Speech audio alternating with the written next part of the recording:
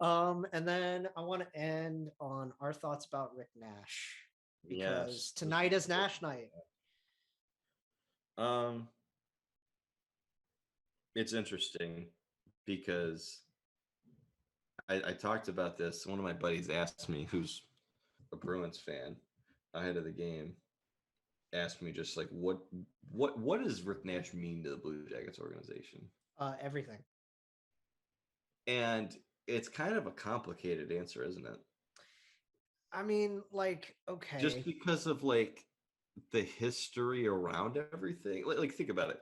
The Blue Jackets are expansion franchise. The first 2 years, it's like yeah. whatever, because it was in an era where expansion drafts were a lot harder to come by players. Nobody was really good out of the gate. Like Vegas is the outlier The in biggest every anomaly respect. of them all. Yeah. So the Blue Jackets make an interesting trade at the draft. They trade their pick. I think they had the third overall pick to the Panthers.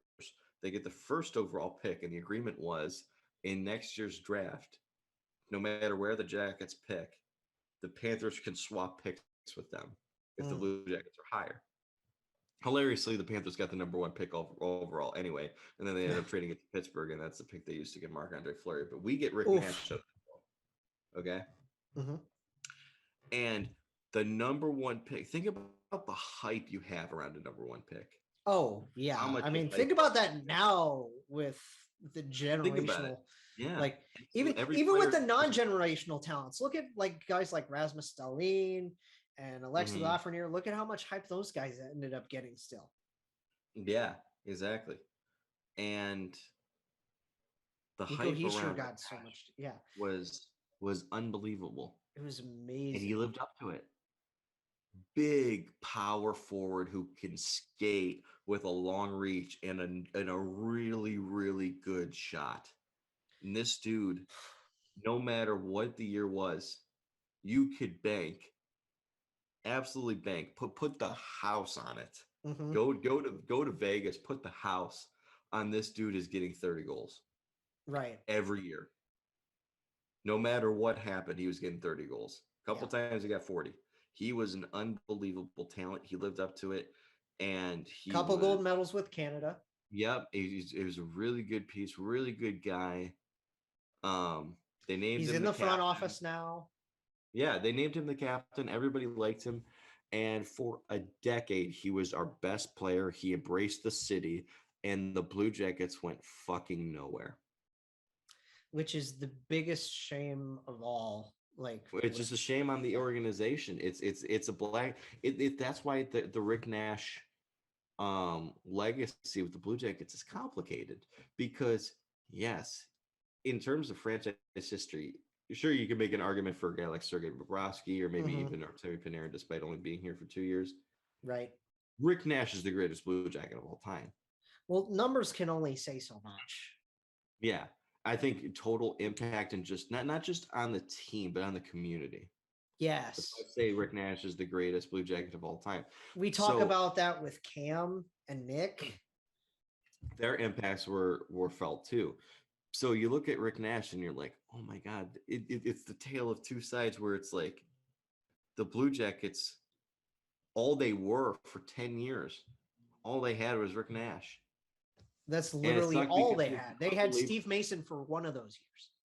Yeah, and he's such a great player, and you wanted to build around him, but they couldn't do it. So it's that tough distinction, that split legacy of for a decade, this guy was awesome, and we loved him, and we embraced him, Mm-hmm. and everything like that. He embraced the city, but we didn't win anything. And the only thing we won with him was when we traded him. Because even though we didn't win the trade with the New York Rangers in terms of total value that they got out of it, it wasn't until we traded Rick Nash and got Brandon Dubinsky and Artem Anisimov. We brought in Yarmo Kekalainen. Todd Richards becomes the interim coach. He gets that removed. He becomes the head coach. Make some different moves around that too. We get Sergey. It wasn't until Mm-hmm. after we traded It wasn't until after we traded Rick Nash that we became a legitimate franchise.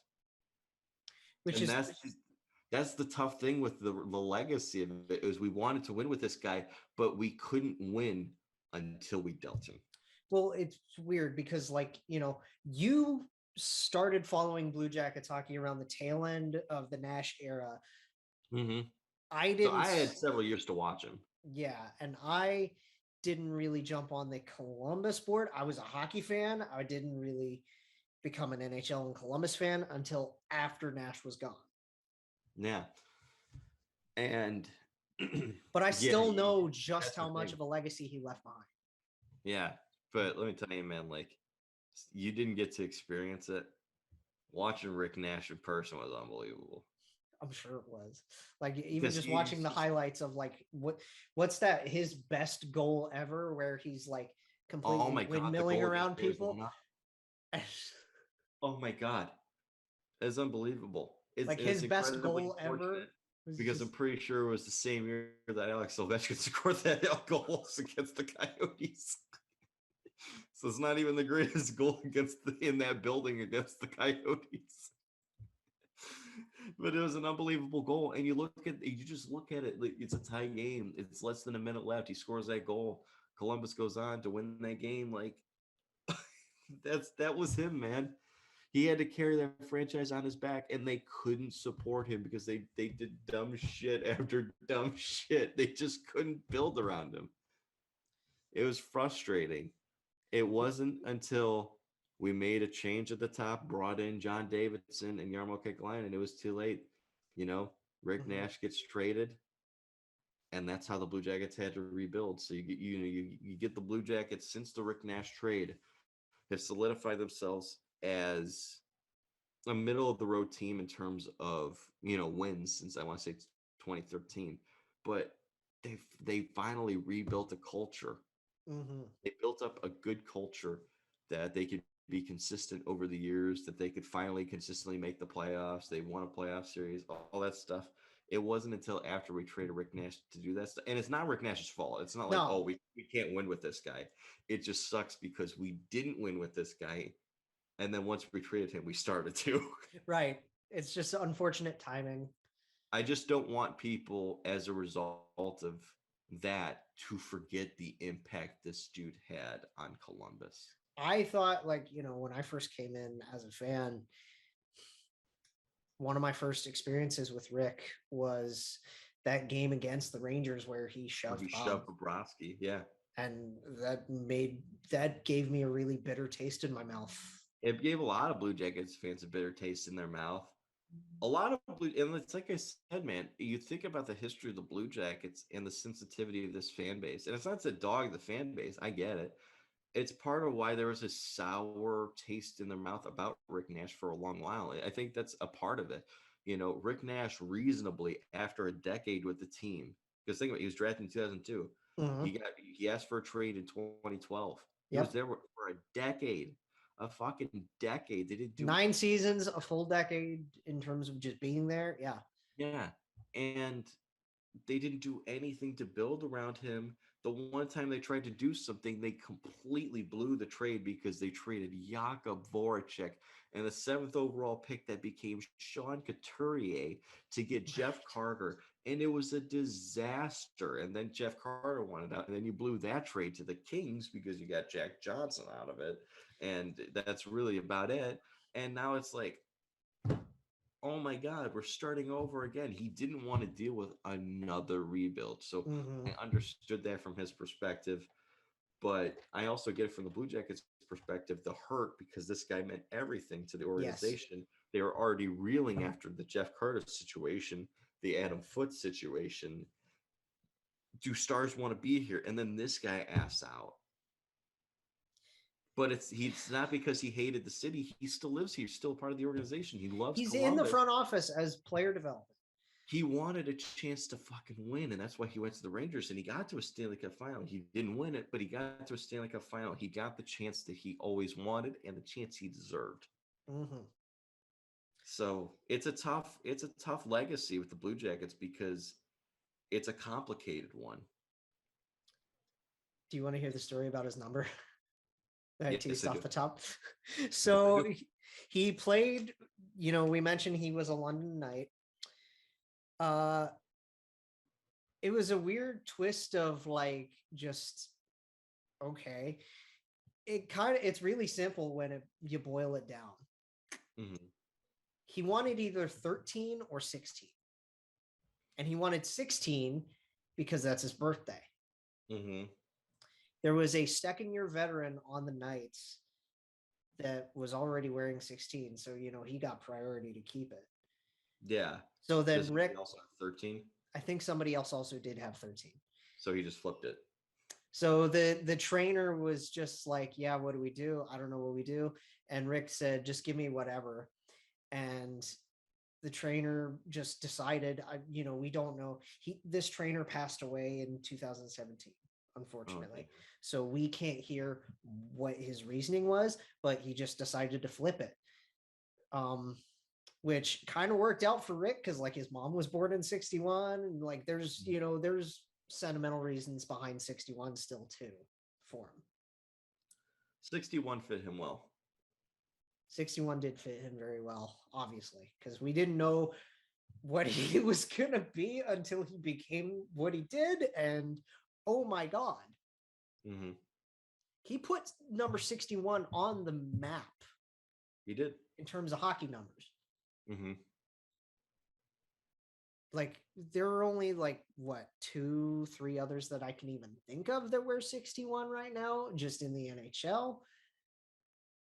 I'm struggling to think of players who wear 61, to be honest with you. Mark Stone's one. Oh, that's true. Yeah, yes, Stone's definitely one. Mark Stone is like one of the bigger ones. But really, there's not a lot of 61s in the NHL right now, and we knew that nobody was going to wear 61 for Columbus. Yeah, just afterwards. It's just now it's going to be cemented. Yeah. It's going to be hanging in the rafters forever. And I'm happy for him. He deserves it. He absolutely deserves it.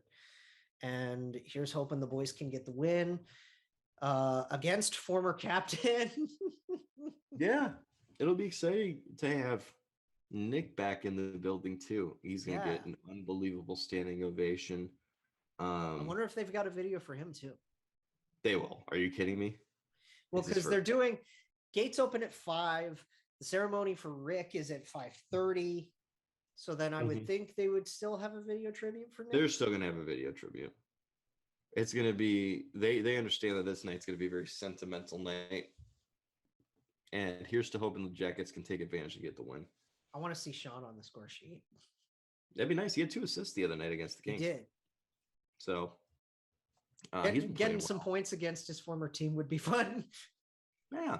I mean, it's exciting. I loved his game this year. So hopefully he can do that. Nick's been struggling in Boston, but yeah, he's still a really good guy. He can't stay in the lineup, did a lot really. For the organization. He did a lot for the. Because here's the thing: Rick Nash and Nick Fellino never played together. Oh no, they didn't. And it was kind of like a little bit of a passing of the torch from 61 to 71, because even though Nick Fellino never had the skill of Rick Nash, he was such a good captain for the team. But he's also, we talk about the kind of captain that this team admires. You mentioned Rick was a power forward. Nick was a power forward. Boone is a power forward. Yeah, there's a certain kind of game that these guys like, not just in terms of like the leadership, but just the actual play. They like guys who don't mind getting in the dirty areas, who have some skill to them, who can drive offense. Nick in his prime could do that. Rick in his prime could do it better than anybody. Yeah. And right now, I think Boone's been underrated for the last couple of years of doing it. He's showing in first line minutes. He's really good at doing it. He's so good at doing it. But we know tonight is about 61. He's, he is Mr. Blue Jacket. He is. And just Rick Nash being the first number retired by this franchise is honestly the most fitting thing. It is. And it fits back into this, because how many times have we had the number 1 pick? I think that's the only time we ever had the number 1 pick. Number 1? Yeah. And it wasn't even our pick. And it just goes into the idea that so we've only had the number one pick one time. We picked this guy, Rick Nash, and he's the first guy to get his number officially retired by the team for the rest of eternity. It's and it's also very fitting that he's still with us, like in the organization. That Mm-hmm. he's, he's a Blue Jacket for life. And Yeah. just putting the number up there is just another building block in Rick Nash's Blue Jackets legacy.